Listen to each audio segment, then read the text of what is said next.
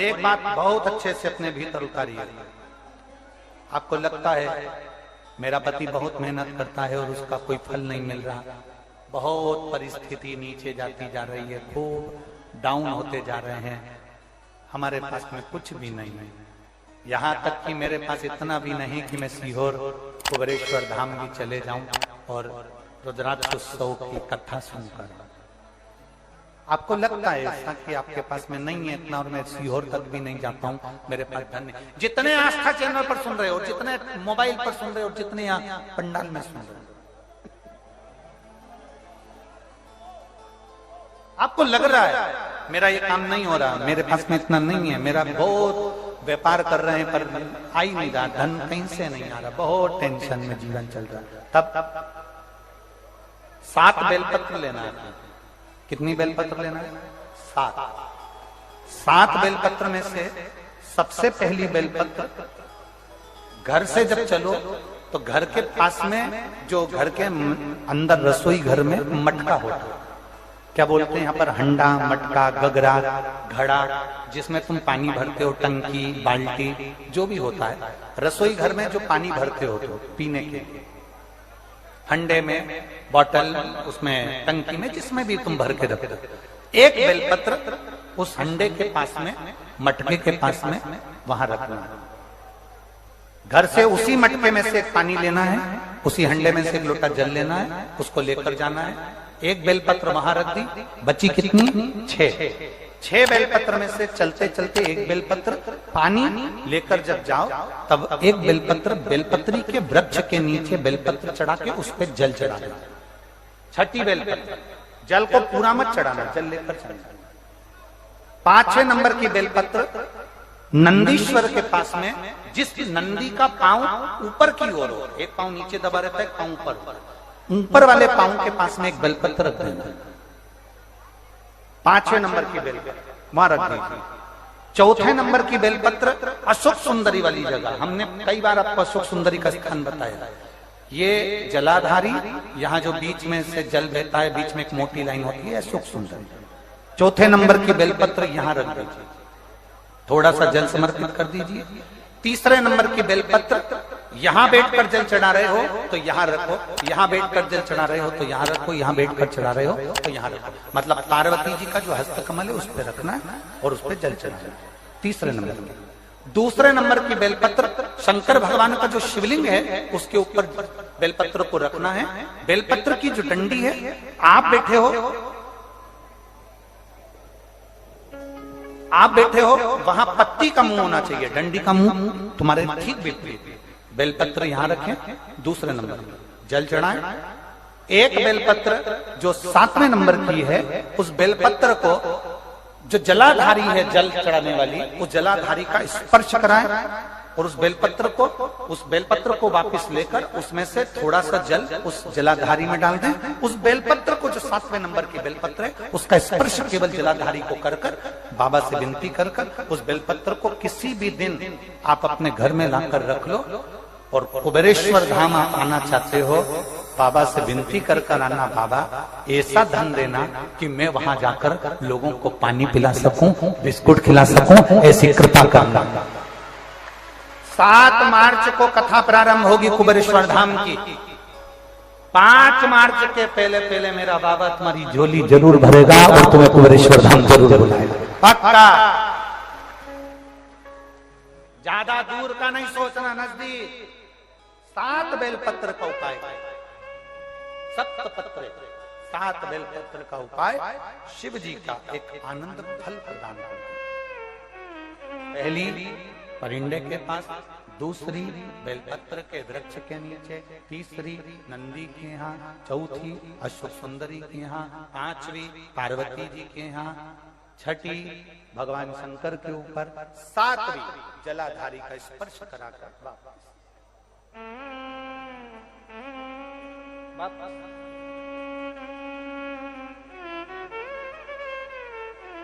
जल कितनी जगह चढ़ेगा? जल कितनी जगह चढ़ेगा? केवल 5 जगह पर, एक बेलपत्री के पेड़ के नीचे, दूसरा सुख सुंदरी की जगह, तीसरा पार्वती जी की जगह, चौथा शिवलिंग के ऊपर और पांचवा जो जलाधारी है ऊपर, उस 5 जगह पर एक ही लोटे में से थोड़ा थोड़ा जल वहां चढ़े और बाबा से विनती करना है आपको, बाबा मेरा ये दुख है आप मिटा दें, बाबा मेरा ये कष्ट है समाप्त करना, बाबा मुझे सीहोर पहुंचना है, कुबेरेश्वर धाम जाना है, रुद्राक्ष उत्सव में लोगों को भंडारा खिलाना है, बाबा इतनी झोली भरना मेरे दाता, मैं स्वस्थ होकर कुबेरेश्वर धाम की धरा पर पहुंच सकूं। ऐसी कृपा उससे विनती करो, विनय करो, निवेदन, उससे प्रार्थना करो, झोली पसार कर प्रणाम करोगे वो देखता, खाली नहीं छोड़े। शिव कथा बहुत तकलीफ है और नहीं हो रहा काम, बहुत दिनों से लगे हो नहीं हो रहा, हरा मूंग ले जाओ, मूंग के दाने तो रहते हैं घर में, केवल 31 मूंग के दाने लेकर जाइए, 31 चावल के दाने लेकर जाइए और 31 ही बेलपत्र लेकर जाइए। जिस दिन सोमवार की अष्टमी हो, कौन से दिन? सोमवार की अष्टमी हो, उस दिन शंकर जी के मंदिर में जाओ, 3 चीज लेकर जाओ, मूंग के दाने, चावल, बेलपत्र। चावल जो 31 लेकर गए हो अपनी कामना कर कर शंकर जी की देहली पर रख दो, चौखट पर कहीं पर भी एकांत में उसको रख दिया गया। मूंग के जो दाने लेकर गए हो 31, वो नंदी के पास में, जो नंदी का पांव ऊंचा रहता है उस पांव के पास रख दीजिए। और जो 31 बेलपत्र लेकर गए हो वो 31 बेलपत्र अशोक सुंदरी वाली जो जगह है, आपको पहले बताया है कथा में, अशोक सुंदरी जी का स्थान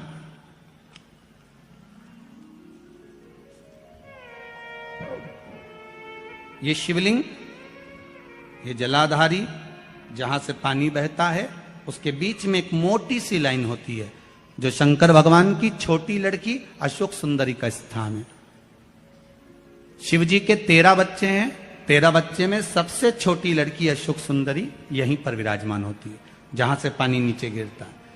प्रत्येक शिवलिंग के सामने एक मोटी सी लाइन होगी, उस मोटी सी जो लाइन है अशोक सुंदरी, वहां पर जो 31 बेलपत्र लेकर गए हो अपनी कामना कर कर पीला चंदन लाल चंदन लगाकर उस पर समर्पित करते जाओ। उसकी डंडी जहां से पानी बहता है उस ओर होना चाहिए। आप निवेदन कर कर देखो, एक सोमवार की अष्टमी पर कर कर देखना, दूसरी सोमवार की अष्टमी आएगी अपने आप आपका काम हो गया होगा।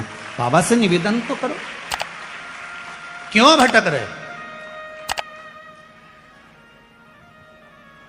भोला सब दुख काटो का जीवन चल रहा है और कोई मंजिल, कोई राह, कोई मार्ग दिख ही नहीं रहा। तुम्हारा कैसा भी दुख है, जो आज गुप्त नवरात्रे प्रारंभ हुए हैं, आज से 9 दिन तक का एक नियम ले लो उतरे में कि मुझे शिवजी के मंदिर में अशोक सुंदरी वाली जगह पर एक बेलपत्र मां हेमवती माता के नाम से, कौन सी माता? हेमवती, मां हेमवती के नाम से एक बेलपत्र अशोक सुंदरी वाली जगह पर समर्पित करूंगी। 9 दिन का एक नियम धारण करो और 12वें या 15वें दिन आप देखिए आपका जो दुख है मेरा बाबा उसको काट कर ही रहा। यात्रे जो आज से प्रारंभ हुए हैं, यात्रे में हेमवती माता का स्मरण करना, एक बेलपत्र का पूजन करना, या एक बेलपत्र के वृक्ष के नीचे आप 9 दिन तक भी, अगर मंदिर तक भी नहीं जा सकते, मंदिर में आप बेलपत्र रखने नहीं जा सकते, तो आपके घर के आंगन में, द्वारे पर, बगीचे में, आपके घर के आंगन में, द्वारे पर, बगीचे में, आपके घर के पास अगर कोई बेलपत्र का पौधा है, वृक्ष है, उस बेलपत्र के वृक्ष के सामने एक बेलपत्र का पत्ता रखकर भी अगर आप उस पर जल चढ़ा रहे हैं या पूजन कर रहे हैं हेमवती माता के नाम से, तो उसका फल आपको मिलेगा। और मान लो बेलपत्र का वृक्ष भी नहीं है, हम मंदिर भी नहीं जा सकते, हम कहीं नहीं जा सकते, घर से बाहर कैसे निकलें? पानी तेज है, जलवृष्टि हो रही है, बहुत सा पानी है, तो क्या करें? अपने घर में जो शिवलिंग है तुम्हारे घर में अगर जो शिवलिंग है, तुम्हारे घर में जो शिवलिंग विराजमान है, उसी शिवलिंग के साक्षी में, सम्मुख में भी अगर हेमवती माता का नाम लेकर अगर एक बेलपत्र समर्पित करोगे 9 दिवस तक, तो उसका फल मिलेगा जरूर, उसका फल मिलेगा। फिर से बोलो, कौन माता? हेमवती। कौन है ये? शिव महापुराण की कथा कथी है, जब माता पार्वती जी हिमालय राज के घर में प्रगटी और हिमालयों की कंदरा में बैठकर मां पार्वती जी तप साधना में लीन हुई। जितनी परीक्षा भगवान शंकर ले सकते थे, शिव जी ने सारी परीक्षा ली। ब्रह्मदेव परीक्षा लेने आए, भगवान नारायण परीक्षा लेने आए, इंद्रदेव आए, सप्तऋषि आए, सारे साधु संतों को परीक्षा लेने भेजा, पर मां उन परीक्षाओं में पास होती चली गई। तब भगवान शंकर ने दर्शन देकर कहा, पार्वती आज से तुम्हारा नाम हेमवती रहेगा। सुनो पार्वती, तुम्हारे इस नाम की आराधना जो तुम्हारे गुप्त स्वरूप में करेगा, उसको मनवांचित फल की प्राप्ति हो जाएगी। और वो फल, आज कथा अगर प्रारंभ हुई है और आप लोगों को मौका मिला है, तो इस कथा का स्मरण अपने जीवन में जरूर करें। और आप सबको मालूम होगा 4 नवरात्रे होते हैं। उन 4 नवरात्रे में 2 नवरात्रे गुप्त माने गए। नवरात्र आता है जो आज से प्रारंभ हुआ है, कहते हैं अगर कोई स्थिर होकर एकांत में बैठकर भगवान शंकर के नाम का मात्र संबोधन श्रवण कर लेता है, सुन ले, गुनगुना ले, शिव को याद कर ले, तो कहते हैं शिव और शक्ति की दोनों की कृपा उसके ऊपर बनी ही रहती है। नवरात्रे में 9 दिन में से कोई एक दिन ऐसा ले लो जिस दिन कन्याओं का भोजन कराओ, साथ में उनको लाल चुनरी ओढ़ाओ या कोई लाल वस्त्र, लाल पूजन की सामग्री उनको दो। अमृत के बूंद से प्रकट हुआ है पान का पत्ता।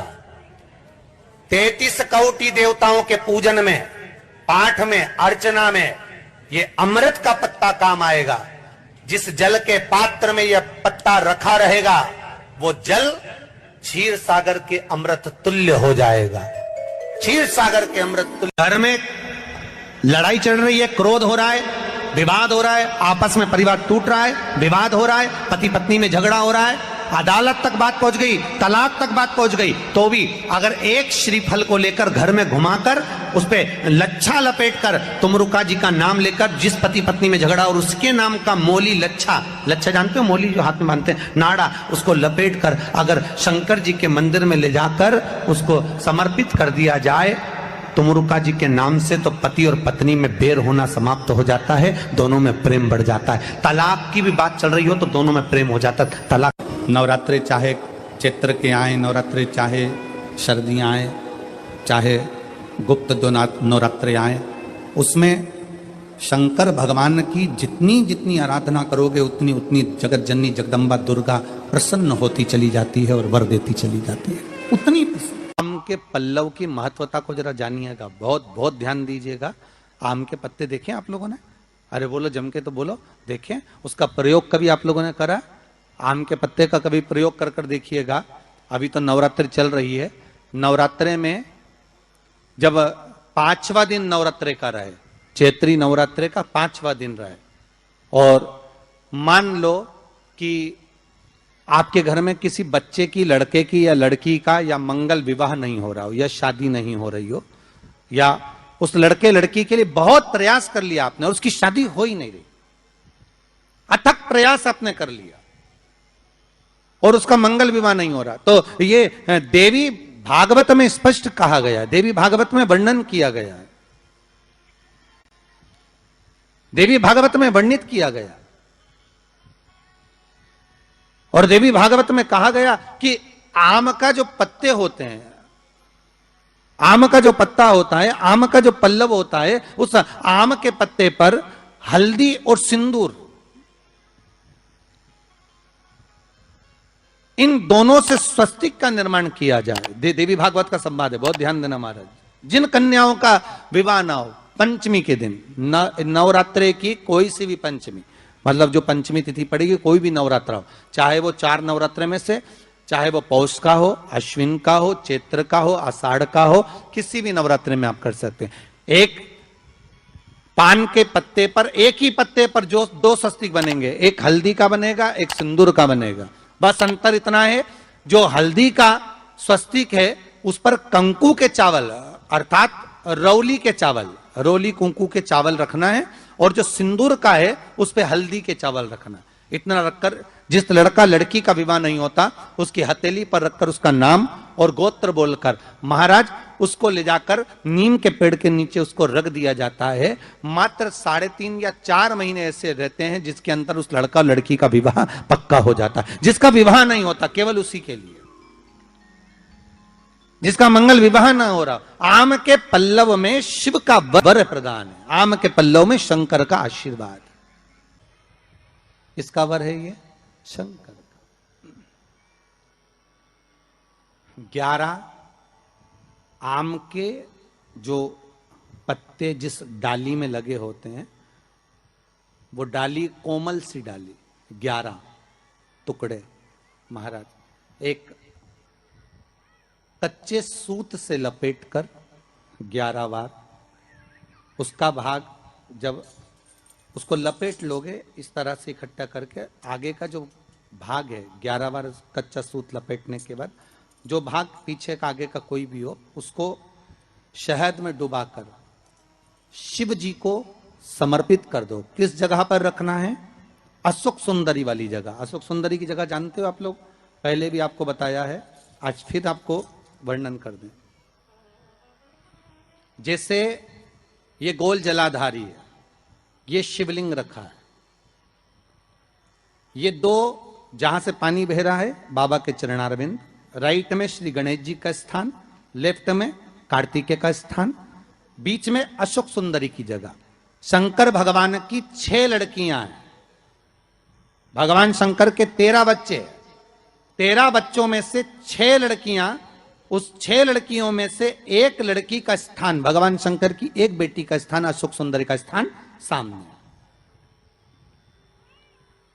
पद्म पुराण में स्पष्ट किया ये स्थान अशोक सुंदरी का। शंकर भगवान की जलाधारी में पार्वती जी का हस्तकमल, ऊपर से जो एक एक बूंद पानी गिरता है, ये शंकर भगवान की 5 लड़कियों का स्थान है, जया, विषहरा, सामरी बारी, दौतली और देव। शंकर भगवान की 5 लड़कियां भगवान शंकर के मस्तक पे जल की धार गिरा रही हैं। बीच में जो अशोक सुंदरी का स्थान है महाराज, उस जगह पर शहद का मुख, जो शहद आपने भिंगोया है, उस शहद का मुख शंकर जी की ओर कर कर इसी चैत्र के महीने में, इन्हीं नवरात्रि में शंकर भगवान के उस अशोक सुंदरी की जगह पर शहद का भाग शिव जी की ओर रख दें।